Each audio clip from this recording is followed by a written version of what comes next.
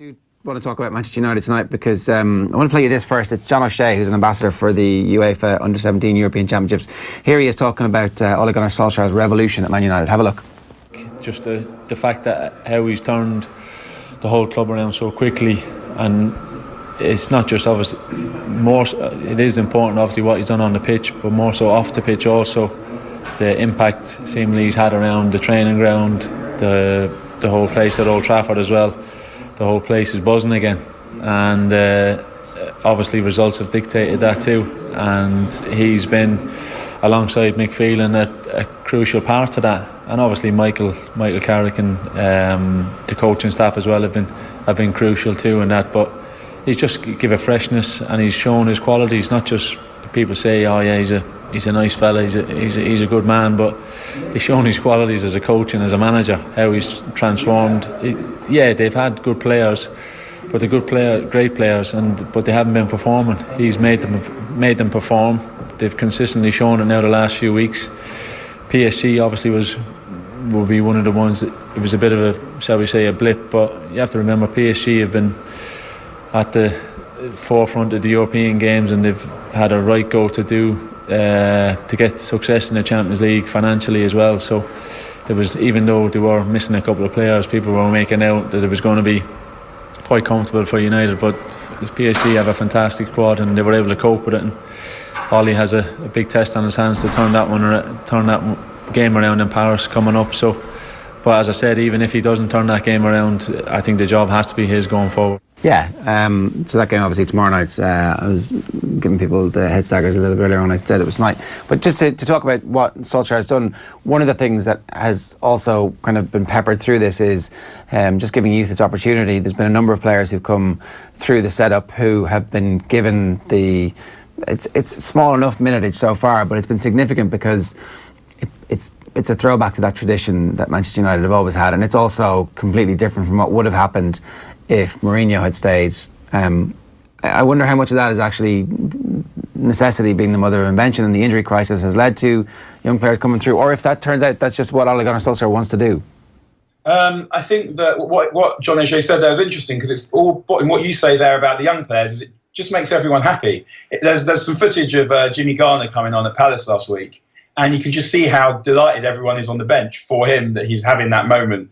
And it's just one of those details.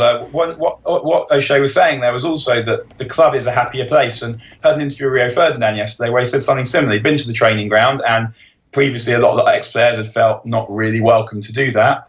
And because of the atmosphere that Solskjaer has created, everyone around the club is happier. And there's people who aren't footballers.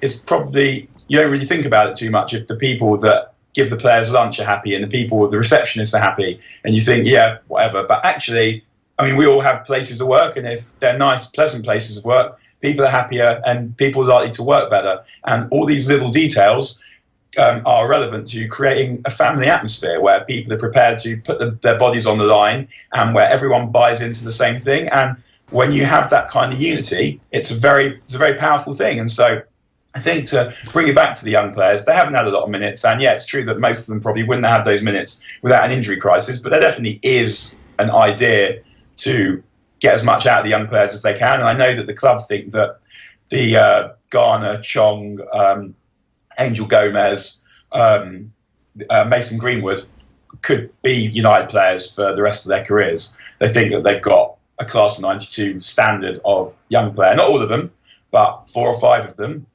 that could be good enough to play for United. And that's partly the philosophy, the identity of the club, whatever you want to call it. And if you look at it a different way, it saves the Glazers a lot of money.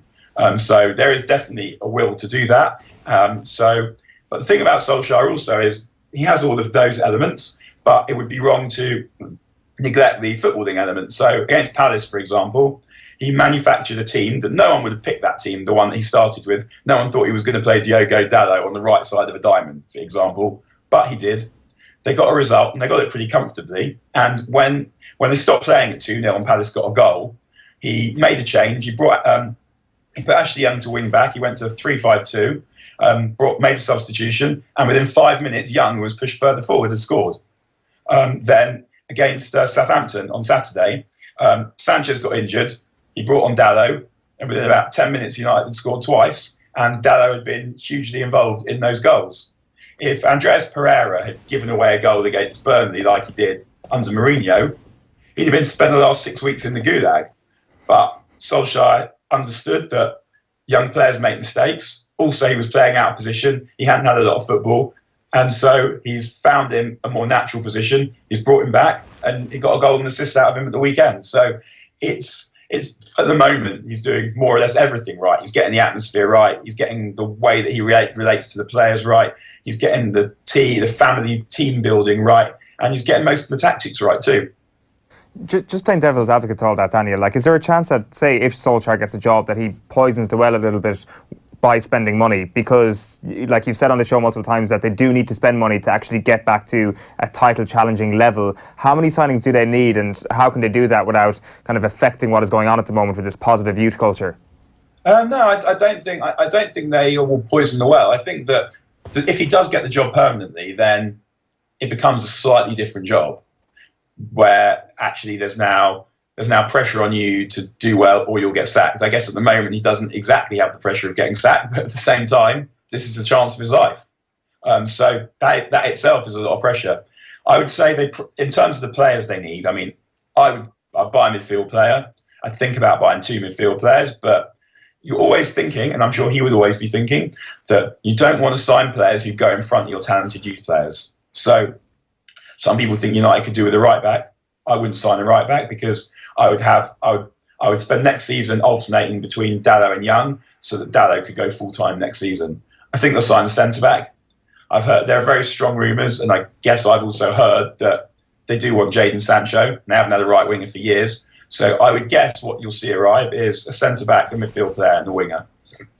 And with that, they probably won't be good enough to challenge the Champions League, because it's not just about having a team in that season. You generally see teams building towards winning the Champions League. So seeing it with PSG, the team that they have now looks the one that's best equipped to win the Champions League, but they've been building towards that for a few years. And you add a player here and a player there. United aren't at the tweaking stage. They're at the developing, growing into a team stage. But if they do sign those 3 players, a centre-back, a midfield player and a winger, and they're the right 3 players, there's no reason why they shouldn't challenge for the title next season with what they've got. The ability that we've talked about already of Solskjaer to tactically influence games and then to explain afterwards why he did it is quite a new thing. And it's kind of what you've seen from many of the younger breed of modern managers who come out and are like quite happy to explain exactly what the changes they made were supposed to do and how it impacted the game. It's not something that we'd seen from Man United, really. I mean, maybe Van Gaal would have talked a little bit about it if he hadn't generally been so defensive with Mourinho, unless it had worked. Obviously, everything was off the table in terms of what you could talk about. This is also something that seems to have resonated with Man United fans. Yeah, I think because what it is it's part of a culture of openness, and there are no secrets. It's not that complicated a game. I'm going to do more or less this. Obviously, he won't tell you what he's about to do before a game, but every game is different, and it's about, I think, demystifying, not demystifying, it's about creating a kind of open culture where everyone feels relaxed and happy, and people feel relaxed and happy when they can speak freely without secrets and without fear of repercussions. So if the manager is very open about what he's doing, then it gives you a certain confidence in what he's doing, because if he doesn't mind talking about how things are and being honest, then it means he's confident and he's happy. And that's what you see with Solskjaer, where in every circumstance, there'll always be a positive, and there'll usually be a challenge as well. So to go back to Jimmy Garner again, when he made his debut, Solskjaer then said, well, actually, we think he's old, we think he's good enough, he could be the next Michael Carrick. That's a lot of pressure. But Michael Carrick took over from Roy Keane, took his number 16 shirt, and that's how it is at United. It's hard. There's always pressure. And so what he does is he's honest about the situation, and he's positive and tells people that they can do it. And there'll always be a challenge to go on and do something further and to do something more. And I think that's what he does when he talks about how United approach the games. That approach to games are look to win them. There might be a plan after the game. Say this is what the plan is and this is what we're going to go and do next. And it's just that level of comfort in what he's doing, confidence in what he's doing, and a relaxation that is contagious. And when people go out on the pitch, if they know that they can go and perform and there'll be no recriminations, but they will be answerable for their mistakes, that is the best working environment that you could want. Yeah, so it's a great working environment. The issue for, I mean, we haven't really talked this much about, before Mourinho left, we were having conversations about the club is actually run so badly that it's going to be very difficult for anybody to come in and fix the issues. And that hierarchy is still entirely in place. So what is it that Solskjaer is going to be able to do to counteract the fact that he still works with the powers that be at Manchester United and will be consistently working with the powers that be that have successively failed the end of Ferguson, the Moyes era, Van Gaal and Mourinho? Well, I think the most important thing is getting the most out of what he has means that what he needs to do to it is less, like the team doesn't require the major surgery that people might have thought it required, because actually he's showing its potential. This is what it can do. He can't go and negotiate transfer deals. That is up to Woodward, and he can't make money available that the Glazers won't give him. What he can do is be definitive in the players he identifies. I don't think that Mourinho was that. Like, apparently Mourinho changed his mind a lot, and literally just before he signed Lukaku, like, Morata was doing everything but holding the scarf above his head, and then Mourinho changed his mind and went for Lukaku. So I think he'll be definitive in who he wants, but I mean, the way it tends to work is he'll say, this is my top choice for this position, here are two others. And so I think that being that certainty in what he wants will be really important. The rest of the stuff, he can't do it, but you trust him to make the best of whatever he ends up with and not spend the time bitching and sniping about what he doesn't have. And I think that was really what brought Mourinho down in the end, as much as the crap football was a product of the crap attitude, and you won't get that from Solskjaer. So he can't force the Glazers to stop bleeding the club dry. He can't get Woodward to know about football or to be good at negotiating a deal, but all the other elements are things that are in his gift and in his control. And so far, he's showing that he's got the ability to do that, but things will get harder, because I wouldn't say he's been lucky so far. Don't really believe in luck in football. Usually most things that happen in football happen because of your skill or the pressure you put your opponent under or errors that the opponent makes. But there are some results that, if the balance of play or the balance of chances were to go that way, United might be on the other end of that. But the more he works with the players, the more he has if he has a pre-season with them to get them fitter, there'll be fewer injuries and they'll be able to run harder. And if he buys the right players to strengthen, then you would expect United to create more chances and concede fewer chances. So it does look really good. I mean, it seems ridiculous to be saying this, but at the same time, anyone who's sort of spent a bit of time watching him, even when he was at Mould, watching him talk about football when he was at United, could see that he is a special person.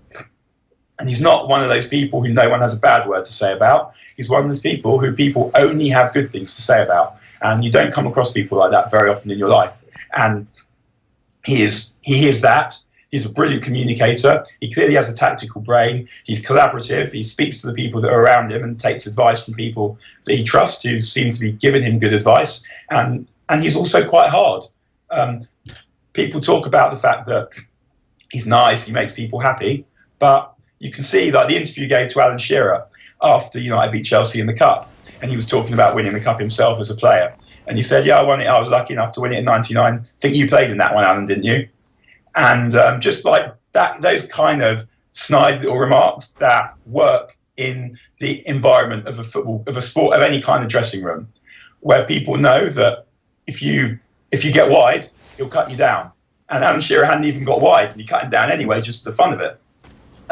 So he's not a pushover, and I think people know that as well. You don't have the career that he had, particularly all that time spent on the subs bench and then coming on at the vinegar strokes. You don't succeed in those circumstances by being a pussy, and he's not a pussy. And I think that sometimes it's just right man, right place, right time. And in just the same way that he failed at Cardiff, amazingly, trying to teach a bunch of carpenters, blacksmiths and postmen how to play football, rather than just hoof it up, which was what Malky Mackay was doing, didn't work.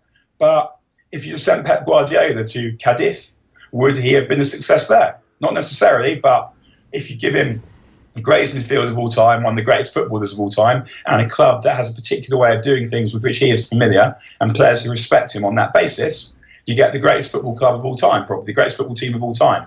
And Solskjaer is similarly like that. He's got great attacking players who he knows how to talk to. He understands how to talk to the supporters. I mean, every interview he gives is a minor classic. It's like microdosing MDMA, that it just makes you feel not just good about football, good about yourself, good about Manchester United, good about the world. I mean, it's ludicrous, really. I'm a 40-year-old man saying this, but it's true. And sometimes things just come together, and it looks like that is what is happening here. But of course, it could all go wrong at some point. That positivity has to be like such a huge, a huge thing for him in terms of putting forward his candidacy for this role. Because you look at some of the other candidates for this, Daniel, and like Mauricio Pochettino seems to have just got into a spiral of negativity over the last week. Massimiliano Allegri doesn't seem like the most cheery guy in the world either. Like, is this going to be the thing that gets him the job? Just the fact that people are happy? No, I think it's important, but people are happy because results are good, and results are good because people are happy. It's just it's a nice little virtuous circle, really. If everyone was happy and United were winning a few and losing a few, he would not be getting this job. He's getting the job because the results are unarguable. Even now, if they went and got Pochettino, you would say, well, you would be able to understand why they did that, because Pochettino has more of a track record, but given how much Pochettino would cost and given what Solskjaer would cost, that is a very significant element for the Glazers to consider. But you just can't argue with what Solskjaer's done on the pitch. It's not been good. It's not been really good. I mean, it's been spectacular. And I mean, if it wasn't so early in the morning, I would have prefixed that with several expletives. It's been spectacular. And provided it continues like that, if United do what they need to do from here, it seems unlikely that they'll win as many games as they have. But if they keep winning, they don't collapse and finish fourth, then it will be impossible for them to give the job to anyone else, because there will be more evidence that Ole Gunnar Solskjaer is the right man for Manchester United than Mauricio Pochettino is, because he would have done the job and proved his ability to do the job, which Pochettino can't do.